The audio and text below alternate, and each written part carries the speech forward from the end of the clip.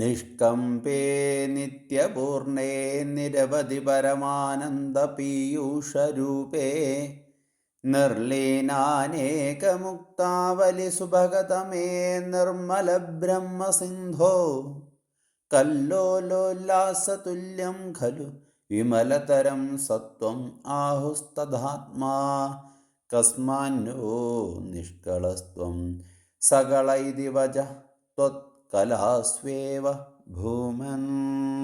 നിർഗുണ പരബ്രഹ്മം സദാ നിശ്ചലമാണ്, നിർവികാരമാണ്. അതിനൊരിക്കലും ഒരു ഭേദവുമില്ല. കാരണം അത് നിത്യമാണ്, പൂർണ്ണമാണ്. പൂർണ്ണത്വം ഈശ്വരന് മാത്രമേയുള്ളൂ.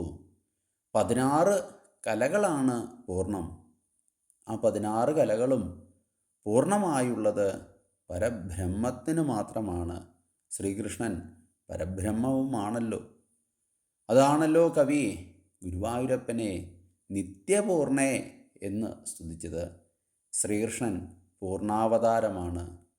ശ്രീകൃഷ്ണനെ അവതാരമായിട്ട് മാത്രമല്ല ഭാഗവതത്തിൽ പറയുന്നത്, കൃഷ്ണസ്തു ഭഗവാൻ സ്വയം എന്നാണ് പറയുന്നത്. കൃഷ്ണൻ സ്വയം ഭഗവാൻ തന്നെയാണെന്നാണ് ഇതിൻ്റെ അർത്ഥം. ശ്രീകൃഷ്ണൻ്റെ കർമ്മങ്ങളും അതിന് ഉദാഹരണങ്ങളാണ്. ഒരിക്കലും നശിക്കാത്തതാണ് ബ്രഹ്മം. അതാണ് നിത്യമെന്ന് പറയുന്നത്. പൂർണ്ണ കലകളോടുകൂടി ശോഭിക്കുന്നതുകൊണ്ടാണ് പൂർണ്ണൻ എന്ന് പറയുന്നത്. ആ ബ്രഹ്മം സൃഷ്ടികാലത്ത് പല രൂപത്തിലായി തീർന്നു. ആ രൂപങ്ങളും പരമാനന്ദം പ്രദാനം ചെയ്യുന്നവയാണ്. ആ രൂപം ദർശിക്കുന്ന പുണ്യാത്മാക്കൾക്ക് ദർശനമാത്രയിൽ തന്നെ പീയൂഷം നുകരുന്ന നിർവൃതിയാണ് ഉണ്ടാകുക. കൃഷ്ണനും വിഷ്ണുവും ശ്രീ മഹാദേവനും ദേവിയുമെല്ലാം തന്നെ ഒരേ ഭഗവാന്റെ നാനാരൂപങ്ങളാണ്.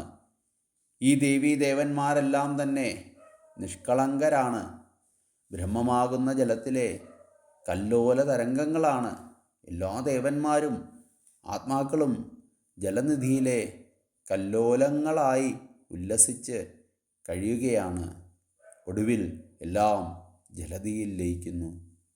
ബ്രഹ്മത്തിന് അപ്പോഴും ഒഴിവുമില്ല. സമുദ്രത്തിലെ നദികളെന്ന പോലെ എല്ലാ ദേവന്മാരും നിർജ്ജല ജലധിയായി കാണപ്പെടുന്നു. ഏകബ്രഹ്മം പലതായും പലത് ഏകമായും തീരുന്ന അവസ്ഥയാണിത്. സമുദ്രത്തിനുള്ളിലെ മുത്തുമണികൾ കണ്ടെടുക്കാൻ ബുദ്ധിമുട്ടുന്നത് പോലെ ബ്രഹ്മമാകുന്ന ബിന്ദുവിൽ നിർലീനമായിരിക്കുന്ന ത്രിഗുണദേവന്മാരെ കണ്ടുപിടിക്കുക എന്നതും പ്രയാസമാണ്. സമുദ്രത്തിലെ തിരമാലകൾ പോലെ സത്യാത്മാക്കൾ ലോകത്തിൽ ഉണ്ടായിക്കൊണ്ടേയിരിക്കുന്നു. ഇവിടെ ബ്രഹ്മത്തിനെ സമുദ്രമായും തിരമാലകളെ അതിലെ ജീവികളായും ഉപമിക്കുന്നു. തിരമാലകൾ വന്നും പോയും ഇരിക്കുന്നത് പോലെയല്ലേ ജീവികൾ വരികയും പോവുകയും ചെയ്യുന്നത്. അതങ്ങ് നിഷ്കളങ്കനായി നോക്കി നിൽക്കുകയല്ലേ ചെയ്യുന്നത്. സർവസാക്ഷിയായ ഭഗവാൻ ഇതെല്ലാം കാണുന്നു.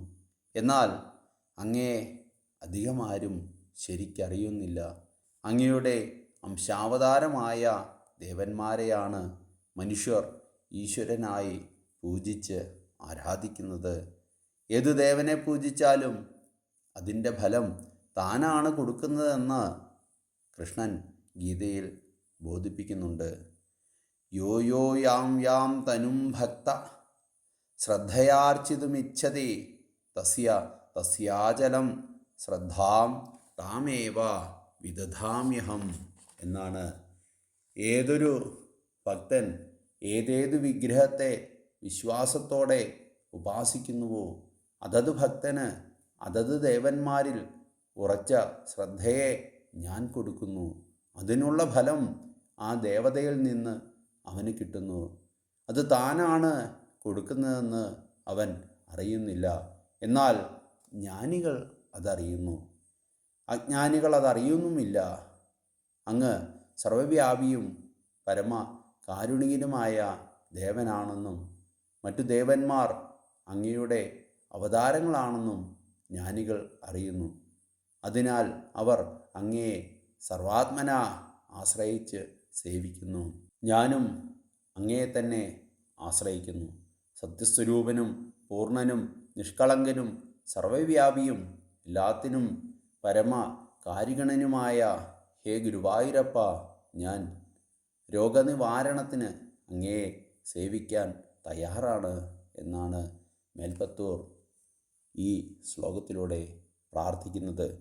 എല്ലാവരും ഭഗവാനെ പൂർണ്ണമായിട്ടും മുറുകെ പിടിക്കുക, അവിടുത്തെ പദാരവിന്ദനങ്ങളിൽ ശരണം പ്രാപിക്കുക. എല്ലാം ശരിയാകും. ഭഗവാൻ അനുഗ്രഹിക്കും. ഓം നമോ നാരായണായ.